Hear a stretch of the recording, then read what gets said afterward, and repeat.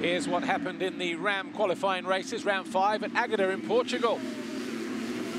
MX2, Simon Langenfelder grabbed the whole shot at the top of the hill. He was closely followed by Jago Geerts, Liam Everts, Adamo and Jan Panzer. Panzer, though, down the outside coming into turn 3 and getting the distance over the first jump, managed to get himself into 2nd place. Geerts emerged in 3rd with the 2 KTMs, 4th and 5th, with one of the Yamahas in there, Thibaut Beneston, next. Geerts then was the first to strike. He got himself into 2nd with that pass on Panzer. Then Everts went through for 3rd.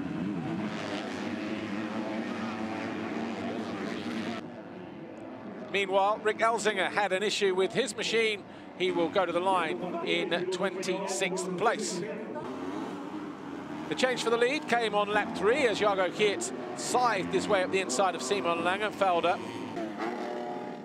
Meanwhile, Kai de Wolf, battling from a start outside of the top 10, found his way past Thibaut Beneston to move into 7th.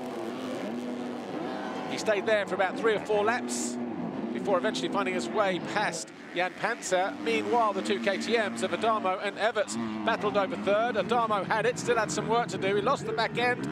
Everts clipped him, almost went down. The 2 did stay up, though, and they crossed the line 3rd and 4th.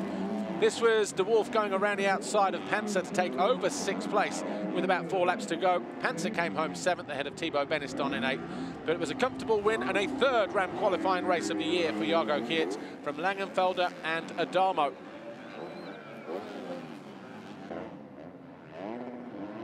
So Jago Geerts then wins his 3rd Ram qualifying race of the season, picks up 10 points as well. They also count for the championship. Langenfelder, Adamo, Everts, Van der Moosdijk, de Wolf, Panzer and Beneston rounding out the top 8. 9th place for Lucas Koenen and 10th place and a point for Jack Chambers. And of course, these are points awarded for the championship as well. So Jago Geerts now extends his lead to 22 points. 24 points over Adamo, Beneston, de Wolf, Langenfelder there in 5th.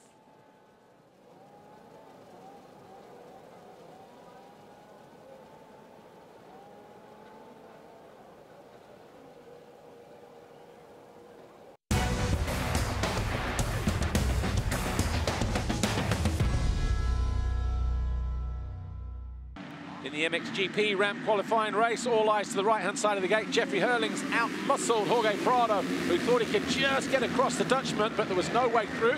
And it was the Bullet who led, just going through the first couple of corners. Prado lost a couple of positions, emerged 4th at the top of the hill behind Fernandez and Valentin Guillaume.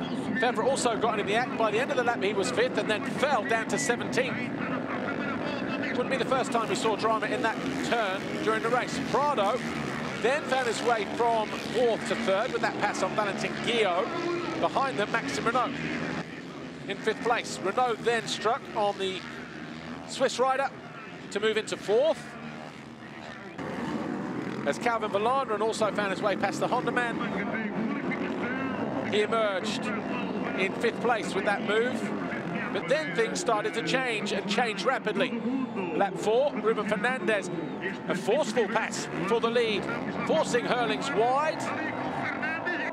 A lap later, and Jorge Prado thought he could do the same. He lost the back and then the front. He was out of 3rd. He picked himself up in 11th place. And there's Jeremy Seewer found his way past. He found his way past the Honda rider, Valentin Guillaume. Maxime Renault was out of 4th place. He will go to the line in 24th place, and you can see the frustration from the Frenchman. He started the day 2nd in the championship, 17 off the lead.